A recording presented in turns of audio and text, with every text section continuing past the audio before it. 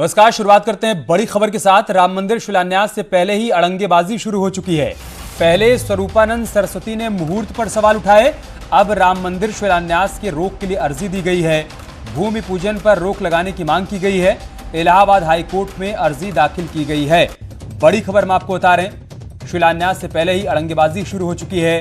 पहले आपने शंकराचार्य को सुना, जिन्होंने मुहूर्त को लेकर सवाल खड़े किए, और अब इलाहाबाद हाईकोर्ट में एक अर्जी दाखिल की गई है जिसमें मांग की गई है कि शिलान्यास को रोका जाए। बड़ी खबर हम आपको बता रहे हैं। दिल्ली के एक पत्रकार ने इलाहाबाद हाईकोर्ट में यह अर्जी दाखिल की है।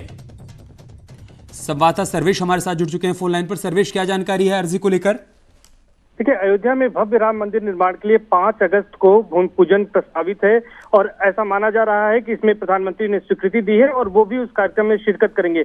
लेकिन इस बीच निश्चित तौर पर लगातार मंदिर के पूजन को लेकर तमाम विवाद खड़े किए जा रहे हैं। सबसे पहले जिस तरह से आपने बताया दर्शकों को कि ज्योतिष पीठ के शंकराचार्य स्वामी स्वरूपानंद सरस्वती ने मुहूर्त को लेकर सवाल खड़े किए थे, वहीं अब दिल्ली के एक पत्रकार ने हाईकोर्ट के चीफ जस्टिस को एक पत्र लिखा है और उस पत्र के जरिए इस भूमि पूजन को रोके जाने की मांग की है। और इसके पीछे तर्क दिया गया है कि उस भूमि पूजन में कई लोग, सैकड़ों लोग इकट्ठा होंगे, जिससे जो कोविड-19 की जो गाइडलाइन है उसका उल्लंघन होगा। एक लेटर पिटीशन है और चीफ जस्टिस को भेजा गया है। अब चीफ जस्टिस अगर इसको एक्सेप्ट करते हैं तो निश्चित तौर पर चीफ जस्टिस जिस पीठ को नामित करेंगे उस पीठ में इस मामले की सुनवाई होगी। लेकिन अभी पीठ की सुनवाई कब होगी इस मामले की, ये अभी बता पाना मुश्किल है। लेकिन वाकई ये अपने आप में बड़ा सवाल है कि निश्चित तौर पर लगातार इस तरह के जो चीजें हो रही हैं उससे अड़ंगेबाजी लगाई जा रही है। जी शुक्रिया सर्वेश, आपका हमारे साथ जुड़ने के लिए और जानकारी तक पहुंचाने के लिए। और इधर कांग्रेस पार्टी के नेता दिग्विजय सिंह शंकराचार्य के समर्थन में उतर आए हैं। उन्होंने कहा है कि शंकराचार्य स्वरूपानंद सरस्वती की बातों को गंभीरता से लेना चाहिए। धर्म में राजनीति नहीं आनी चाहिए, इसलिए मेरा अनुरोध है कि पहली बात तो है कि रामालय ट्रस्ट को ही जवाबदारी सौंपी जाए। अगर ठीक है उनको राजनीति इसमें करना है तो कम से कम जिस दिन शिलान्यास हो रहा है वो तो शुभ मुहूर्त में हो, और इसका विस्तार से स्वामी स्वरूपानंद जी ने शास्त्रों के आधार पर जो बातें रखी हैं उस बात को समझें। और ठीक है, आप 5 अगस्त को करने के बजाय दूसरा कोई तारीख दे दीजिए, क्योंकि अब तो फैसला कोई बदलेगा नहीं और बरसात में तो कोई निर्माण काम शुरू नहीं होने वाला है। इससे बेहतर यह है कि शुभ मुहूर्त में ही काम होना चाहिए। उधर पूर्व केंद्रीय मंत्री उमा भारती ने कहा है कि राम का नाम तो कभी भी लिया जा सकता है। इसके साथ ही उमा भारती ने दिग्विजय सिंह पर भी निशाना साधा। शंकराचार्य जो हैं, स्वामी शंकराचार्य सरस्वती हैं स्वरूपानंद जी, उनका कहना है कि शुभ मुहूर्त में ये काम होना चाहिए और मुहूर्त को लेके वो सवाल उठा रहे हैं। साथ में ये भी कह रहे हैं कि राजनीति नहीं होना चाहिए इसमें। स्वरूपानंद जी बहुत बड़े ज्ञानी हैं, उनको वो शास्त्रों के बहुत बड़े मर्मज्ञ हैं। उनके बराबर के ज्ञानी लोग देश में अभी कम हैं। अब वो कहते हैं कि इस पर राजनीति होनी चाहिए, तो वो इस बात को चुपके से भी कह सकते थे, उनको टीवी पे कहने की जरूरत नहीं थी। तो शुरुआत उन्हीं ने की है, इसलिए अब वही अपनी बात का खंडन भी कर रहे हैं। नहीं तो वो सीधे फ़ोन कर देते नृत्य गोपाल दास महाराज को और पूछ लेते कि ये मुहूर्त क्यों रखा। अब उन्होंने टेलीविजन पे बोला है ना, तो बर्रों का छत्ता तो महाराज ने स्वयं छेड़ दिया है ना, इसलिए अब ऊपर से कह रहे हैं राजनीति मत करो, राजनीति खुद भी कर रहे हैं। तो मैं महाराज को यही कहूँगी कि आप ही लोग तो सिखाते हो कि राम का नाम कभी भी ले लो। नाम जपत मंगल दिश दसहु, भाव कुभाव अनख आलसहु, नाम जपत मंगल दिश दसहु। राम का नाम तो आप कभी भी ले लो, वो मंगल ही करता है और 10 दिशाओं में मंगल करता है। तो जब मोदी जी श्री राम का नाम लिखा हुआ शिला को रखेंगे तो उनके मुंह से राम का नाम निकलेगा ना, तो 10 दिशाओं में मंगल होगा। तो मतलब मुहूर्त की बात करना ही फिर बेमानी है। नहीं, मैं इस विषय पे बोलूँगी नहीं, क्योंकि मैं मुहूर्त वगैरह जो विषय होते हैं ये विशेषज्ञों के होते हैं और मैं मुहूर्तों की विशेषज्ञ नहीं हूँ। शंकराचार्य जी को समर्थक मिल गए दिग्विजय सिंह के रूप में। अब देखिए आप किसका नाम ले रहे हैं। जिस आदमी का पूरी दुनिया में मजाक बनता है, इसलिए इतने स्वरूपानंद जी महाराज का मैं बहुत सम्मान करती हूँ, लेकिन दिग्विजय सिंह जी ने उनका समर्थन कर दिया तो वो स्वरूपानंद जी की बात को बिगाड़ दिया उन्होंने, क्योंकि महाराज ने कहा ना राजनीति मत करो, तो अब नेताओं ने टिप्पणी कर दी। मैं कुछ नहीं कहूँगी, महाराज जी उनको कहें कि ना बोले उनके ऊपर। शंकराचार्य स्वामी स्वरूपानंद सरस्वती ने क्या कुछ कहा था और फिर उनके बयान पर काशी विद्वत परिषद के महामंत्री ने क्या कुछ कहा, वो भी देखिए। हम तो राम भक्त हैं। राम मंदिर अगर कोई भी बनाता है और सही ढंग से बनाता है तो हमें प्रसन्नता होगी, लेकिन उसके लिए उचित तिथि और उचित मुहूर्त होना चाहिए। जिस मुहूर्त में ये हो रहा है ये अशुभ घड़ी है, ये हम लोगों ने अच्छी तरह से विद्वानों से विचार कर निर्णय किया है और इसमें भी धोखा हो रहा है। ये कहा जा रहा है कि चंपक राय ने पहले शिलान्यास चुपचाप कर दिया है। पहले तो ये कहते थे कि वही शिलान्यास रहेगा, उसके पश्चात कहते अब चंपक राय ने कर दिया है, लेकिन औपचारिक रूप से प्रधानमंत्री को वहाँ बुलाया जा रहा है। तो ये तो प्रधानमंत्री को भी जानकारी देनी चाहिए थी इन्हें और जनता को जानकारी देनी चाहिए चंपक राय ने गुप्त रूप से क्यों किया। इस प्रकार के काल होने के कारण जो है बहुत ज़्यादा इसमें विवाद नहीं उठाना चाहिए और अनावश्यक जो है प्रश्न नहीं उठाने चाहिए। इसमें कहीं से कोई ऐसी चीज़ नहीं होने जा रही है कि जिससे बहुत बड़ा इस तरह का लोग किस बात को कौन क्या कह रहा है इसकी मुझे जानकारी नहीं है, पर मैं जहाँ तक समझता हूँ जानता हूँ तो मेरा ये मानना है कि भगवान का बहुत बड़ा कार्य होने जा रहा है। लाखों करोड़ों हिंदुओं की आस्था का ये विषय है जिसकी हम लोग 500 वर्षों से प्रतीक्षा कर रहे थे। आज वो क्षण आ रहा है, उस क्षण को हर्षोल्लास के साथ मनाया जाए। आपने सुना होगा कि नौकरी करने वाले लोग टैक्स भरते हैं, कारोबार करने वाले लोग टैक्स भरते हैं, व्यापार करने वाले लोग भी टैक्स भरते हैं और इनडायरेक्ट टैक्स सभी लोग भरते हैं। लेकिन अब वाराणसी नगर निगम ने नया फरमान जारी कर दिया है। घाटों पर पूजा पाठ करने वाले पंडित और पुरोहितों के साथ साथ गंगा आरती का आयोजन कराने वालों से टैक्स वसूलने का फरमान सुनाया गया है। इस मामले के सामने आने के बाद से विरोध भी शुरू हो गया है। आपको यहां पर यह भी बता दें कि उत्तराखंड में भी सरकार द्वारा चारधाम देवस्थानम एक्ट के बनने के बाद भी पंडा पुरोहितों ने विरोध किया था। हालांकि नैनीताल हाईकोर्ट ने एक्ट को सही बताया था।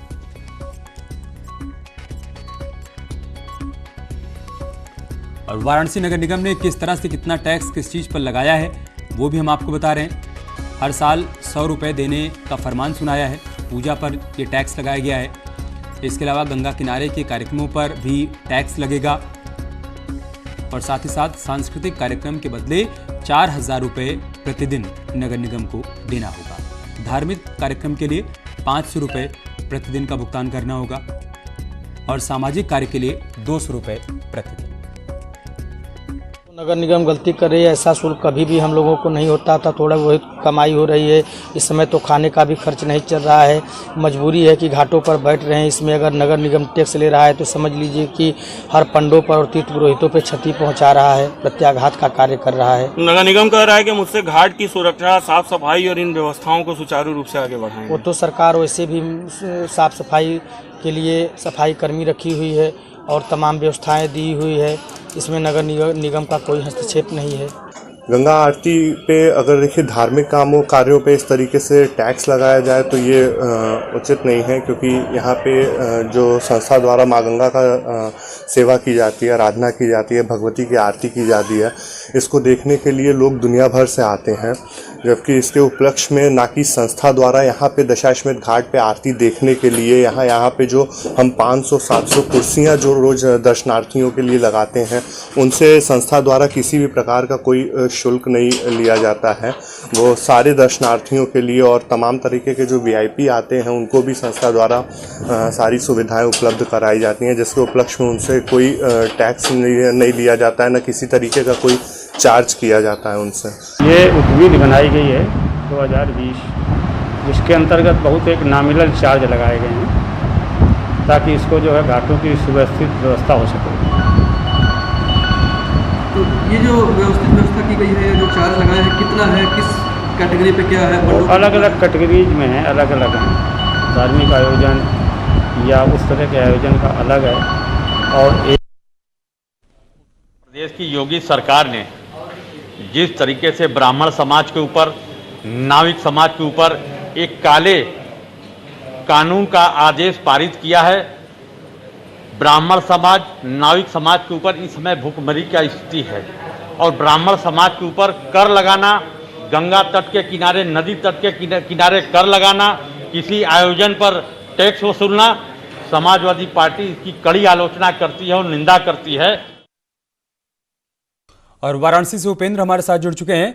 उपेंद्र, पहले टैक्स लगाया गया, उसके बाद अब विरोध भी शुरू हो गया है। थोड़ा आसान करके समझाइए पूरी खबर को।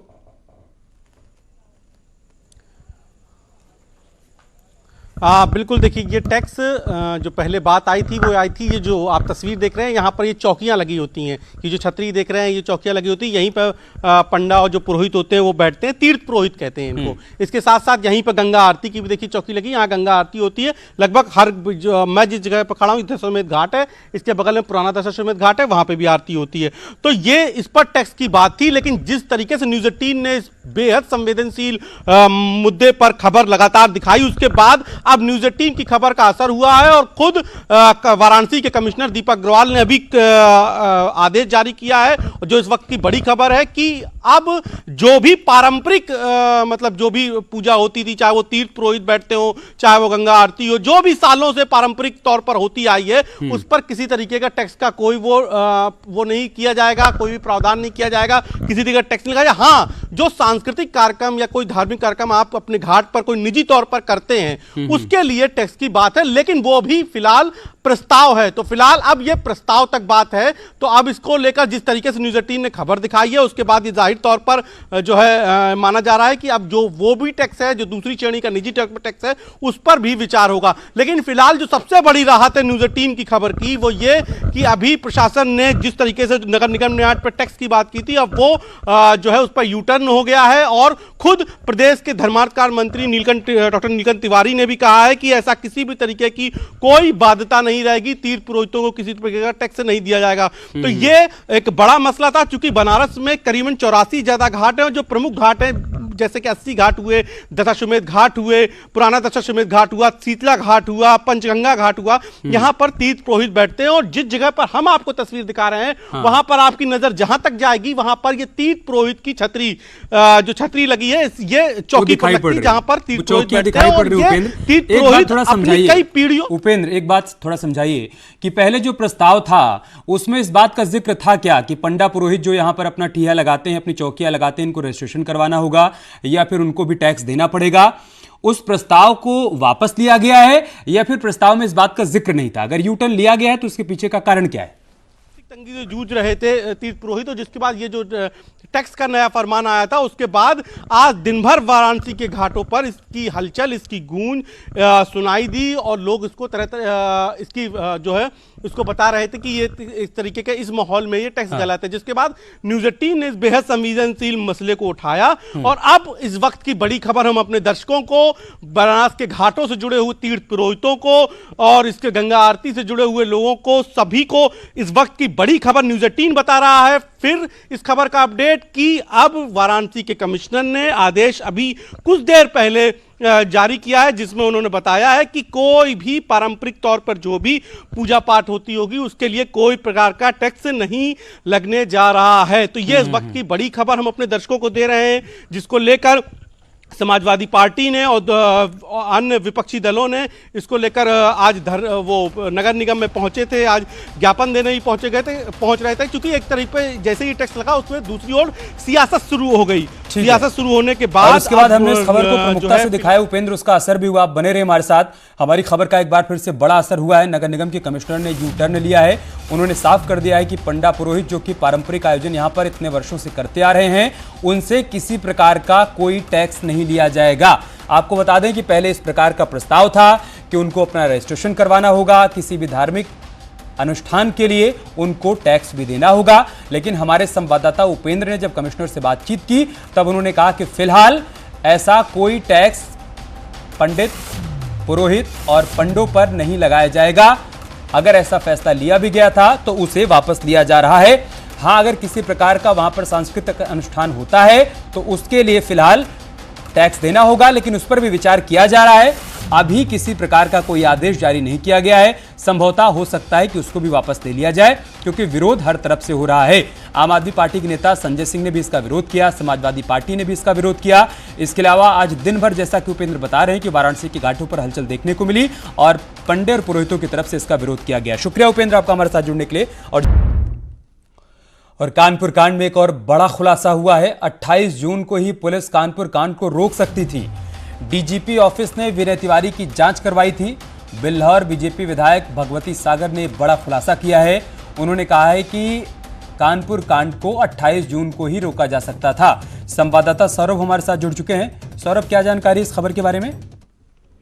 देखिए, ये भगवती सागर वही विधायक है बीजेपी से, जिस पर एक निजी इंटरव्यू में विकास दुबे ने, जो उसका फाइल इंटरव्यू था, उसमें उसने खुलासा किया था कि सबसे ज्यादा मदद हमारी भगवती सागर और जो अभिजीत सिंह सांगा, ये दोनों विधायक इनकी मदद करते थे। और भगवती सागर पूर्व में बीएसपी में रहे थे और उस वक्त अपराध की दुनिया में विकास ने सबसे ज्यादा विकास किया था। अब भगवती सागर खुद को क्लीन चिट देने के लिए, खुद को सेव करने के लिए तमाम वो लेटर्स निकाल रहे हैं, लेकिन एक बड़ा सवाल ये है कि इस लेटर में कोई तारीख अंकित नहीं है। पुलिस अधिकारी इस लेटर में किसी तरीके की अभी तक आधिकारिक पुष्टि नहीं है। इन्होंने लेटर अपने द्वारा जारी किया है, खुद वायरल कर रहे हैं, अपनी बाइट वायरल कर रहे हैं, क्योंकि ये खुद को क्लीन चिट देने के लिए लगातार प्रयासरत है। जिस तरीके से लगातार ये घेरे में आ रहे हैं, लगातार इन पर आरोप लगे थे और इनका साफ तौर पर इनकी छवि जो थी वो बहुत अच्छी नहीं थी। बीएसपी शासनकाल में सबसे ज्यादा विकास की मदद करने में इन पर आरोप लगे थे, तमाम वो तथ्य सामने आए थे। और अब जब इनका पर आरोप लगे हैं तो एक लेटर जारी किया जाता है जिसमें दिनांक में आप देख सकते हैं डेट कोई नहीं पड़ी है, तो खुद को क्लीन चिट देने का काम कर रहे हैं, क्योंकि इनको पूरा जानकारी है। आप बने रहिए हमारे साथ, इस पर जो रिएक्शन सामने आया है वो पहले दिखा देते हैं दर्शकों को। 28 मई को मैंने ये पत्र दस्तखत करके उनको दिया था सीओ साहब को, और इसके बाद मेरे पास 15-20 दिन बाद मेरे पास डीजीपी कार्यालय से फ़ोन आया कि आपका पत्र में मुझे जांच अधिकारी बनाया गया है, मैं आपसे मिलना चाहता हूँ। तो वो फिर मैंने कहा आप आ जाइए। तो फिर वो 28 जून को यहाँ पर मैं यहीं नीचे सुबह वो आया था, इंस्पेक्टर मुस्लिम समाज का था, नाम मुझे इस टाइम नहीं याद है। मेरी बातचीत हुई थी और मैंने उनसे कहा था कि इसमें निष्पक्ष जांच कीजिए। और यहाँ से वो चला गया था सीओ के पास बिल्हौर, और बिल्हौर में सीओ साहब ने बयान पूरे नोट करवाए विथ डॉक्यूमेंट के, विथ साक्ष्य के, पूरा उन्होंने रिकॉर्ड सहित उसको दिए और नोट करवाए। और दूसरी जो घटना है जिससे वो अवैध वसूली 20,000 की लिखी गई थी, उसके भी बयान हुए, उसने भी दिया बयान। इसके बाद वो इंस्पेक्टर जो आया था जांच अधिकारी, वो फिर वहाँ से चला गया। ये पता चला कि चौबेपुर में जा कर के उसने लगभग 4 घंटे थाने के अंदर रहा। बाहर पत्रकार भी मौजूद रहे, उनको पता चल गया था, तो वो पत्रकार रहे, लेकिन इसके बावजूद वो 4 घंटा किसी से नहीं मिला और इसके बाद सीधा चला गया। और उसी के 3 दिन के बाद चौथे दिन ये घटना बिकरू में 8 पुलिस के अधिकारी और आरक्षी सहित शहीद हो गए, निर्मम हत्या हुई। उसी सीओ की, जिसने सीओ ने ये प्रकरण उठाया, उसी सीओ का पैर काटा गया, निर्मम हत्या हुई। तो बीजेपी विधायक एक लेटर का हवाला देते हुए कह रहे हैं कि 28 जून को ही इस कांड को रोका जा सकता था, लेकिन हमारे संवाददाता सौरभ ये बता रहे हैं कि उस लेटर में तारीख का कोई जिक्र नहीं है। शुक्रिया सौरभ, आपको हमारे साथ जुड़ने के लिए और जानकारी हम तक पहुंचाने के लिए। इस बुलेटिन में इतना ही। खबरें जारी हैं, आप बने रहिए हमारे साथ। नमस्कार।